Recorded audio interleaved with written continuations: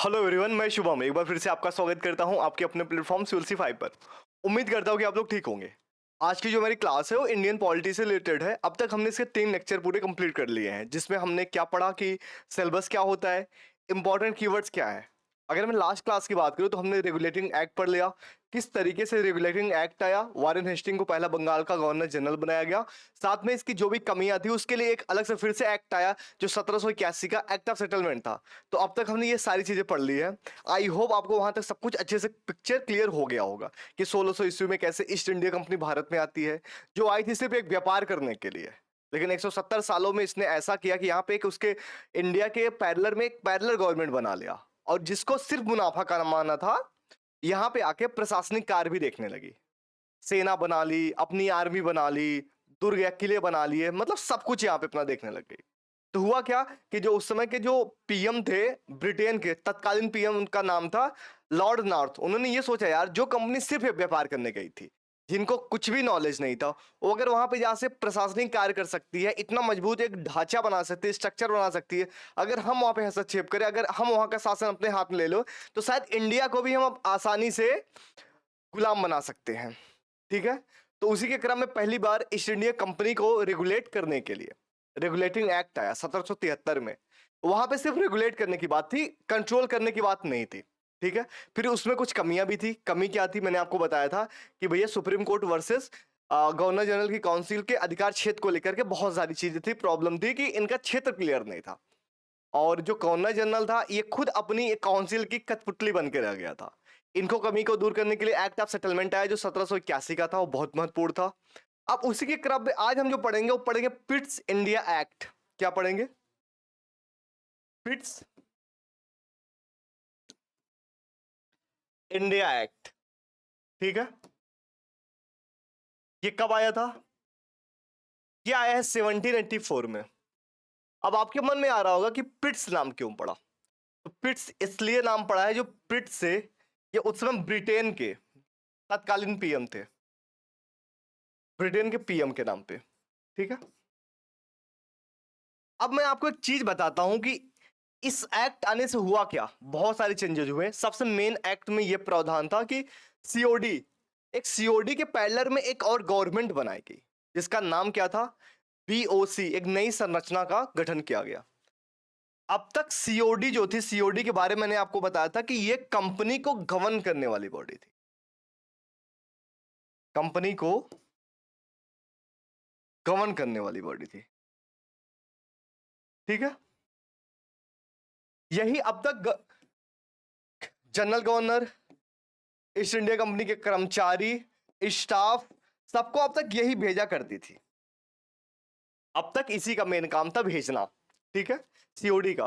लेकिन अगर मैं आपको बताऊं, पिट्स इंडिया एक्ट जो आया, दो जगह चेंजेस हुए बहुत महत्वपूर्ण। एक इंडिया की रेफरेंस में हम देखेंगे, दूसरा देखेंगे इंग्लैंड के रेफरेंस।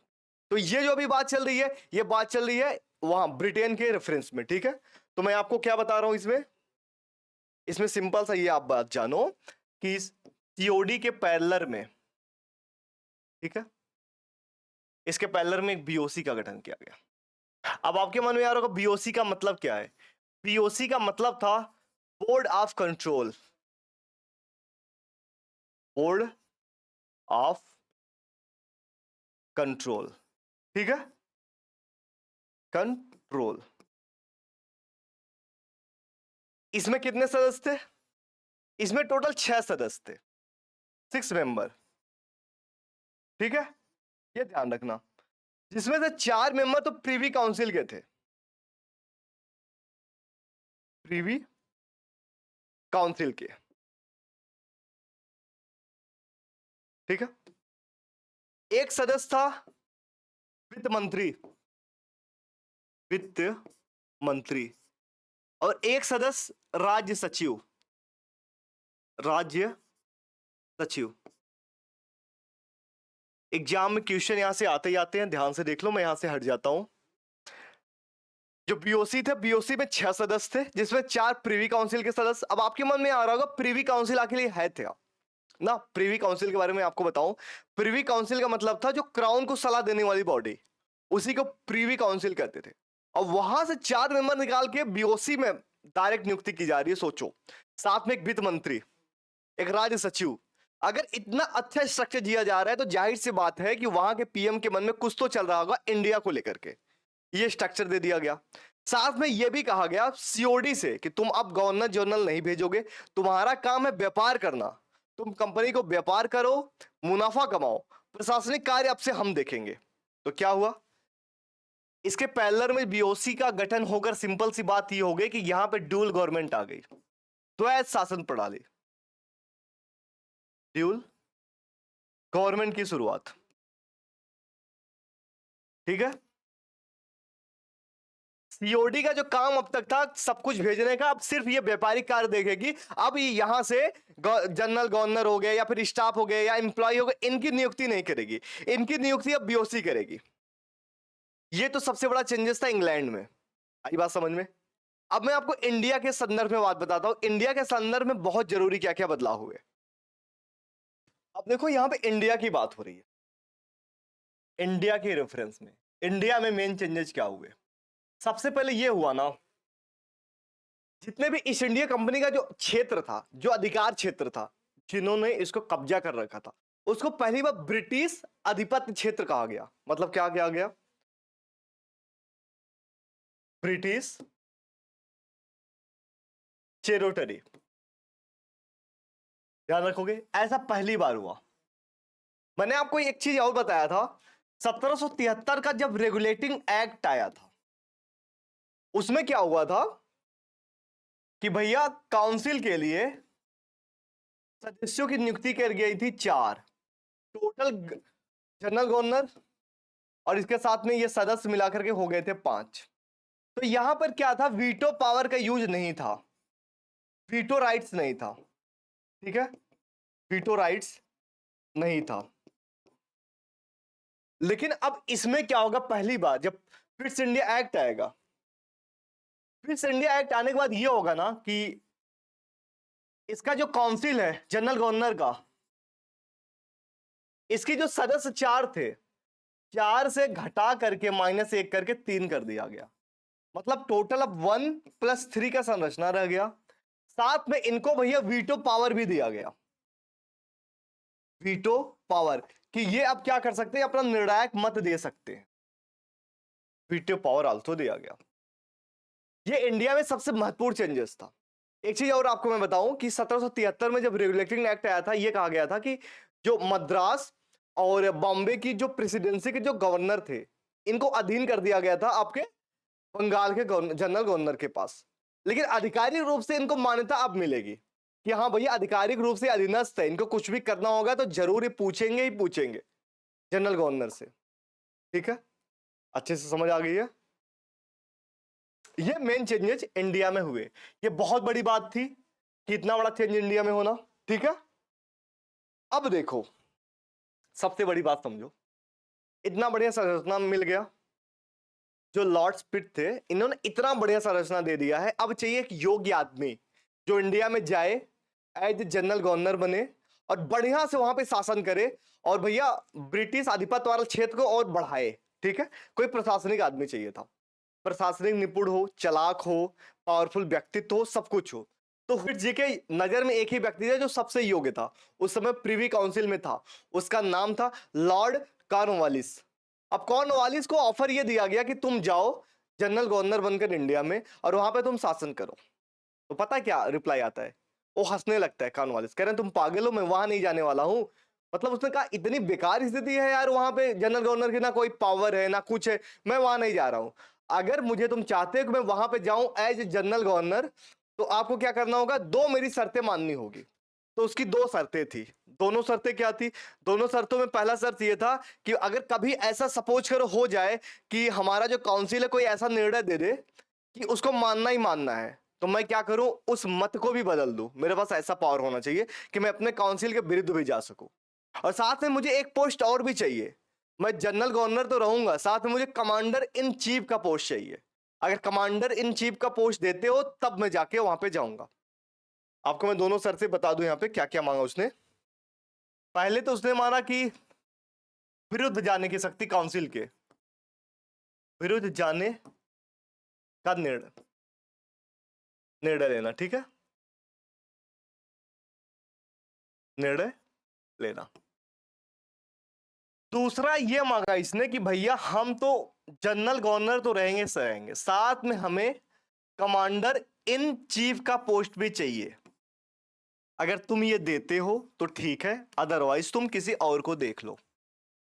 तो भैया स्पेशली इसके लिए 1786 का एक्ट ऑफ सेटलमेंट आया, ओनली फॉर लॉर्ड कॉर्नवालिस। इनकी दोनों शर्तें जो थी मान ली गई, ठीक है, ये ध्यान रखना, इनकी दोनों शर्तें मान ली गई। अब यहां से एक नया अध्याय शुरू होगा, 1793 का चार्टर एक्ट, क्योंकि अब सब कुछ संरचना बहुत अच्छे से जैसा चाह रहे थे, एक बढ़िया सा संरचना दे दिया गया। अब इंडिया में जो इनका राज करने का सपना था कहीं ना कहीं ब्रिटेन वालों को अब साकार होता दिख रहा था, क्योंकि अब एक योग्य व्यक्ति इंडिया में जाने वाला है। अब तक कंपनी किसी तरीके से अपना शासन कर रही थी, मुनाफा कमा रही थी, हाँ साथ में उसने एक पैरेलल गवर्नमेंट तो बना लिया था, पर ब्रिटिश वाले खुश नहीं थे, क्योंकि ईस्ट इंडिया कंपनी का मेन काम क्या था, मुनाफा कमाना, जितना मुनाफा कमा सको। प्रशासनिक कार्य वो नहीं चाहते थे, मतलब चाहते थे कि हाँ प्रशासन करूं लेकिन सिर्फ पैसे, वो ये हथियाना या आधिपत्य वाला क्षेत्र तो नहीं चाहते थे। लेकिन जब ये वहां के पीएम को सारी बातें पता चली कि जो कंपनी गई थी सिर्फ व्यापार करने के लिए, 170 साल तक वहां रही और उसके फिर टक्कर भी दी, बहुत सारी युद्ध भी लड़ी, दीवानी राइट्स भी ले ली। जब अपना ये होता है बक्सर का युद्ध, उसके बाद एक होता है इलाहाबाद की संधि 1765 में, बक्सर आप दीवानी राइट्स उसी युद्ध के थ्रू मिलता है, सोचो जीत भी जाता है, और उसमें महान महान लोग थे बक्सर के युद्ध में। इसके बाद मुगल सम्राट खुद थे सालंदुती, और क्या बताऊं मैं, उसके बाद भी अंग्रेजों की विजयी होती। तो इतनी सारी चीजें थी। अब एक योग्य व्यक्ति चाहिए था, योग्य व्यक्ति अब मिल चुका है। अब बात आएगी कि चार्टर एक्ट आएगा। जब 1773 में रेगुलेटिंग एक्ट आया था, रेगुलेटिंग एक्ट आने के बाद ये हुआ कि भैया अब इसका ना जो 20 साल के बाद फिर से मुआयना होगा कि कंपनी आगे 20 साल के लिए व्यापार करेगी या नहीं करेगी। एक बार कोई भी एक्ट आएगा, आप ध्यान दोगे, उसके 20 साल बाद ही कोई एक्ट आएगा। तो चार्टर एक्ट कब आएगा? 93 में आएगा, 1793 में आएगा, 1813 में आएगा, 1833 में आएगा, 1853 में आएगा। इसके बाद हो जाएगा सैनिक विद्रोह, कंपनी को कर दिया जाएगा 1858 में खत्म कि भैया तुम्हारा काम खत्म, यहां से शासन जो होगा कंपनी रूल्स ना होकर हो जाएगा क्राउन रूल, क्राउन्स रूल। ध्यान रखोगे इसको अच्छे से। तो अभी जो हमें पढ़ना है ये चारों एक्ट, साथ में हमने अभी 4 एक्ट पढ़ लिया। अब यहां से स्टार्ट होगा। अब आपके मन में एक चीज मैं आपको अच्छे से बताऊं, यहां से कीवर्ड्स याद रखना। देखो ये 1793 वाला जो मैं पढ़ा लूंगा, इसके बाद एक कीवर्ड्स बताऊंगा, तो इसको आपको आसानी होगी मेमोराइज करने में कि क्या हमने अभी तक पढ़ लिया, ठीक है। अब लेकिन बात करते हैं, देखो अब योग्य व्यक्ति आ चुका है, सब कुछ आ चुका है। अब आते हैं 1793 का चार्टर एक्ट पे, ठीक है। तो जो 1793 का चार्टर एक्ट है, 1793 का, इसमें सबसे मेन काम यह था, कंपनी के जो व्यापार का एकाधिकार था, मोनोपोली इसको बोलते हैं। मोनोपोली का मतलब आप ये समझो कि इंडिया के साथ व्यापार केवल और केवल ब्रिटेन से ईस्ट इंडिया कंपनी ही करेगी, दूसरी कोई कंपनी नहीं कर सकती। इस चीज को 20 साल के लिए फिर से बढ़ा दिया गया, ठीक है, इसको ध्यान रखोगे, 20 साल के लिए, 20 ईयर्स के लिए एक्सटेंड कर दिया गया। यह सबसे पहला प्रावधान था। दूसरा प्रावधान यह था 1786 में जो लॉर्ड कॉर्नवालिस की जो शर्तें मान ली गई थी, दोनों शर्तें, ये आने वाले सभी गवर्नर जनरल के लिए रक्षित कर दिया गया, रिजर्व, कि भैया अब हर कोई, चाहे कोई भी गवर्नर जनरल हो, वो ऐसा कर सकता है, सिर्फ स्पेशल उसी के लिए नहीं था, रिजर्व्ड, ठीक है। ये ध्यान रखना, ध्यान रखोगे। देखिए पीडीएफ या पीपीटी के लिए परेशान मत हो, सारा कंटेंट है, अभी आपको मैं समझा रहा हूं। आपको स्टार्टिंग से फिर से आपको एक समरी दिखाऊंगा जो जो मैंने बताया एज ए पीडीएफ के रूप में, ठीक है। तो सबसे मेन काम क्या था 1793 वाला, कंपनी के व्यापार के एकाधिकार को 20 साल के लिए बढ़ा दिया गया, और साथ में यह किया गया कि जो 1786 में जो लॉर्ड कॉर्नवालिस ने जो मांग की थी, जो उनको मांगों को पूरा किया गया, दोनों शर्तों को वो हर किसी के लिए आरक्षित कर दिया गया। कोई भी गवर्नर हो या गवर्नर जनरल हो, वो अपने काउंसिल के प्रति ओवर रूट कर सकता है, वो निर्णायक मत अपना दे सकता है, सब कुछ, ठीक है। यहाँ तक खूब अच्छे से क्लियर है। और साथ में इसमें यह भी किया गया था कि एक चीज और की अनिवार्यता ये खत्म कर दी गई कि जो कमांडर इन चीफ का पोस्ट था कि काउंसिल में होना अनिवार्य था, पहले 1793 से पहले ये था कि हाँ ये पोस्ट होना चाहिए, जो इन्होंने मांग की थी 1786 में, 86 से लेकर 93 तक चला। 93 में ये कहा गया कमांडर इन चीफ का पोस्ट हो या ना हो कोई फर्क नहीं पड़ता, ठीक है। पर इन सब की अब नियुक्ति के लिए इसमें एक नया प्रावधान ये जोड़ा जाएगा, अगर आप गवर्नर की नियुक्ति कर रहे हो या ईस्ट इंडिया कंपनी कोई स्टाफ की नियुक्ति कर रहे हो या बीओसी में किसी सदस्य की नियुक्ति कर रहे हो, तो भैया क्राउन से उनका सहमति बहुत आवश्यक है। क्राउन अगर बोलेगा तभी हाँ है, वरना किसी की नियुक्ति नहीं होगी। ये चीजें ध्यान रखना। यहां तक खूब अच्छे से क्लियर है। अब तक जो मैंने पढ़ाया एक समरी आपको बताता हूं, उसके मेन कीवर्ड्स क्या क्या है। सबसे पहले हमने पढ़ा 1773 का रेगुलेटिंग एक्ट का कीवर्ड्स क्या था, रेगुलेट, ठीक है। इसके बाद हमने क्या पढ़ा, इसके बाद पढ़ा 1781 का एक्ट ऑफ सेटलमेंट। ये क्या था कि जो 1773 में जो कमियां थी उसको दूर करने के लिए आया था, कमियों को दूर करने के लिए,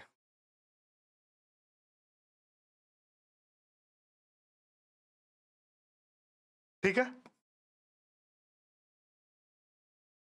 इसके बाद क्या आया, इसके बाद आया आपका 1784 का फिट्स इंडिया एक्ट। यहां पे पहली बार बात होगी कि भैया रेगुलेट नहीं करेंगे हम, अब हम कंट्रोल करने आ रहे हैं, रेगुलेट से कंट्रोल, ठीक है। इसके बाद क्या आएगा 1786 का एक्ट ऑफ सेटलमेंट। इसमें क्या होगा, इसमें सिर्फ फॉर लॉर्ड कार्नवालिस के लिए आएगा, इनको गवर्नर जनरल बनाने के लिए इनकी जो शर्तें थी वो मान ली जाएगी। ये अब तक हमने पढ़ लिया, 93 का भी मैंने आपको बता दिया। अब आओ मैं आपको पीपीटी के रूप में बताता हूं कि इसका कंटेंट अगर एज ए हमें याद करना होगा तो कैसे करेंगे, ठीक है। सबसे पहले जो मैंने आपको बताया पिट्स इंडिया एक्ट, ये क्या था, यह अधिनियम ब्रिटिश संसद द्वारा पास किया गया था। इसका उद्देश्य कंपनी को सुधारना और ब्रिटिश गवर्नमेंट का नियंत्रण बढ़ाना था। मैंने क्या बोला, इसके पहले रेगुलेट था, रेगुलेट, अब क्या होगा, अब यहां से कंट्रोल होगा, जो मैंने आपको भी समझाया, ठीक है। समझ आ रहा है। देखो मेरा काम है सबसे पहले आपको समझाना, पीडीएफ से देख के तो हर कोई पढ़ा लेता है कि पीछे पीपीटी लिखा हुआ है बस एक्सप्लेन करते चले जाओ, उससे आपके दिमाग का कभी विकसित नहीं होगा।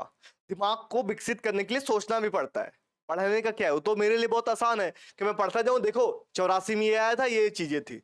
लेकिन जब तक आप अच्छे से सुनोगे नहीं, जब तक एक समरी नहीं बताओगे कि वहां की परिस्थिति क्या थी, किस परिस्थिति के आधार पे आया, इंडिया में क्या चेंजेस हुए, इंग्लैंड में क्या चेंजेस हुए, ये सारी चीजें जब आप जानोगे अच्छे से, तो फिर आपको पीपीटी पढ़ने की नीड नहीं पड़ेगी। आप खुद के आपके माइंड में चलने लगेगा एज ए स्टोरी कि अच्छा ये हुआ था, अगर वहां पे ये चेंज हो रहा था इसका मतलब यहाँ पे ये चेंज हो रहा है। समझ रहे हो आप, ऐसे चीजें कनेक्ट करनी होती है।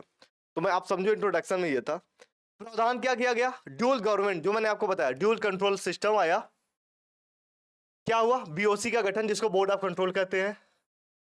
मैंने आपको बताया इसमें कितने सदस्य थे, इसमें 6 सदस्य होंगे, 4 प्रीवी काउंसिल के होंगे, एक सदस्य आपका कौन होगा, मैंने आपको बताया अभी, वित्त मंत्री होगा, एक राज्य सचिव होगा, ध्यान रखोगे। प्रीवी काउंसिल कौन, प्रीवी काउंसिल का मतलब था कि जो क्राउन को सलाह देने वाली बॉडी, ये ध्यान रखोगे। अब आगे आ जाओ, वही गवर्नर जनरल की शक्तियां बढ़ाएंगी, जो मैंने आपको बताया। ये इंपॉर्टेंट क्यों था, इसमें कंट्रोल बढ़ाया गया भैया, ब्रिटिश का हस्तक्षेप इसमें बढ़ा, और सेंट्रलाइजेशन की कदम में एक बड़ा ये भी कदम था उसके स्टेप में। पहली बार कहां देखने को मिलेगी, 1773 में।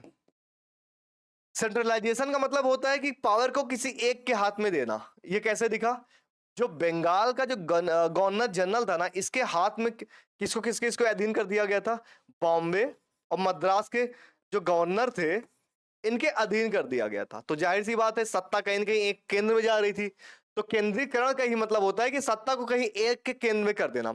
और सबसे मैक्सिमम सेंट्रलाइजेशन कहां पे देखने को मिलेगा, जब 1833 का आएगा चार्टर एक्ट, उसमें क्या होगा, पूरे भारत के लिए एक जनरल गवर्नर बनाया जाएगा, ठीक है। ये चीजें ध्यान से देखो, जो मैंने आपको पढ़ा बस वही बता रहा हूँ, ये सारी चीजें। इसके बाद एक्ट ऑफ सेटलमेंट मैंने आपको बताया, किसके लिए आया, लॉर्ड कॉर्नवालिस के लिए आया था। क्यों आया था, इसकी दोनों शर्तें मान ली गई थी। वही अधिकार इसको काउंसिल के प्रति जाने, विरोध में जाने का अधिकार एक मिला, और दूसरा ये मिला कि भैया मुझे कमांडर इन चीफ का भी पोस्ट चाहिए। कमांडर इन चीफ का पोस्ट इसको क्या चाहिए था, आपके मन में अभी आ रहा होगा। इसको ये पोस्ट इसलिए चाहिए था क्योंकि जो भारत में जो ब्रिटिश सेना है, जिससे इसका मालिक बन जाए, उसका स्वामित्व बन जाए, फिर ये अपने हिसाब से रेगुलेट करे, उसको कंट्रोल करे, बस इसीलिए वो चाहता था। ठीक है, ये जो मैंने आपको बताया। इसके बाद क्या बताया, इसके बाद मैंने आपको बताया 1793 का चार्टर एक्ट। उसमें क्या था, 20 साल के लिए इसके व्यापार को एक्सटेंड कर दिया गया था, मोनोपोली को एक्सटेंड। अब आपके मन में आ रहा होगा मोनोपोली का क्या मतलब है। मोनोपोली का मतलब यह है कि अगर किसी कंपनी ने मोनोपोली ले ली है तो उस देश के साथ या फिर उस स्पेशल स्थान पे सिर्फ वही व्यापार कर सकता है, दूसरी कोई कंपनी नहीं जा सकती है। तो ईस्ट इंडिया कंपनी के केस में यही था, उस तो वो पूर्व के साथ व्यापार, मतलब वहां के उसके लिए कि अगर इंडिया के साथ व्यापार सिर्फ वही करेगा, बाकी कोई और व्यापार नहीं करेगा। आई बात समझ में। तो इसको फिर से 20 साल के लिए बढ़ा दिया गया। तो अब फिर से क्या आएगा, वो एक्ट कब आएगा, 1813 में आएगा। तो अभी इसके बारे में जानो, फिर उसके बारे में आपको बताता हूं। इसमें मेन क्या था, 20 साल के लिए बढ़ा दिया गया। गवर्नर जनरल को एग्जीक्यूटिव काउंसिल के विरोध में निर्णय लेने का अधिकार पुनः से बहाल कर दिया गया। मतलब ये कहा गया कि जो अभी तक लॉर्ड कॉर्नवालिस के लिए था कि भैया कि वो अपने काउंसिल के प्रति निर्णय ले सकते हैं उसके विपक्ष में जाकर के, कि भैया ये काउंसिल का निर्णय है, अगर उसके विरोध में जाकर लेना है तो ले सकते हैं। लेकिन लोगों को लगा कि केवल लॉर्ड कॉर्नवालिस के लिए होगा, लेकिन ऐसा नहीं है, ये सभी के लिए आरक्षित कर दिया गया। तो ये वही पे बात हो रही है। ठीक है, साथ में एक चीज और किया गया, कंपनी के नौकरशाहों को ये भैया निजी व्यापार नहीं कर सकते हैं। ईस्ट इंडिया कंपनी का कोई कर्मचारी है या कोई कंपनी का नौकरशाह है, वो चाहे अपना यहाँ का खुद का व्यापार खोल ले तो ये पॉसिबल नहीं था। ठीक है, इससे मनाही थी, गिफ्ट्स नहीं ले सकते थे। तो ये इंपॉर्टेंट क्यों था 1793 वाला एक्ट, तो मैं आपको बताऊं ये इंपॉर्टेंट इसलिए था क्योंकि इसमें व्यापारिक नियंत्रण और प्रशासनिक ढांचा को और मजबूत करने का प्रयास किया गया। धीरे धीरे आप देखोगे कि जैसे जैसे एक्ट बढ़ते जाएंगे, भारत पे ये और ज्यादा लगाम कसने की कोशिश करेंगे, भारत को बहुत ज्यादा अपने हाथ में ले लेंगे, सारे प्रशासनिक हर एक चीज, रूल बनाएंगे, रेगुलेशन बनाएंगे, यहां तक कि हमारे धर्म में भी हस्तक्षेप करेंगे, वो सारी चीजें होंगी। ठीक है, यहां तक क्लियर है। हमने अब तक क्या पढ़ लिया, 1773, 1781, 1784, 1786 और 1793, यहां तक का हमने अभी तक एक्ट पढ़ लिया है। इसके बाद जो हमारा अगला एक्ट है वो 1813 है, 1813 का चार्टर एक्ट। बहुत इंपॉर्टेंट है, यहां से हर साल क्वेश्चन पूछे जाते हैं, तो ध्यान से आओ, इसको भी देखो। ठीक है, 1813 का चार्टर एक्ट पढ़ने से पहले ना कुछ चीजें आपको जानना बहुत जरूरी है। देखो, एक्ट किताब में लिखा हुआ है, हर कोई पढ़ लेगा, आप भी पढ़ लोगे, कहीं और अगर यूट्यूब चैनल पे देखोगे वहां पे जो इंपॉर्टेंट बातें देखने को मिल जाएगा। मेरे क्लास की सबसे खास बात क्या है कि मैं उसके पीछे का आपको बैकग्राउंड भी बताता हूँ, इसके बैकग्राउंड नहीं था, जिससे आप सोच सको किन परिस्थितियों में एक्ट आए थे, तो उससे आपको ज्यादा समझ आएगा, मेंस में आपके लिए बहुत ज्यादा यूजफुल होगा। तो देखो, बात है 1806 पे, 1806 एडी की। आपने नेपोलियन बोनापार्ट का नाम सुना होगा। नेपोलियन बोनापार्ट का एक नया सिस्टम आया था, कॉन्टिनेंटल सिस्टम। कॉन्टिनेंटल सिस्टम का मतलब यह था कि जो भी देश ब्रिटेन के साथ व्यापार करेगा हम उस पर हमला कर देंगे। अब इसके परिणाम स्वरूप हुआ क्या, इसके परिणाम स्वरूप यह हुआ ना, ब्रिटेन के साथ कोई व्यापार नहीं कर रहा था, और जब व्यापार नहीं करेगा तो वहां के व्यापारी क्या होंगे, ये कंगाल होते जाएंगे। अब जब वहां के व्यापारी कंगाल हो रहे हैं, भूख से मर रहे हैं, तड़प रहे हैं, तो उनके मन में असंतोष फैल गया। अब असंतोष किस बात का था, आपके मन में आ रहा होगा।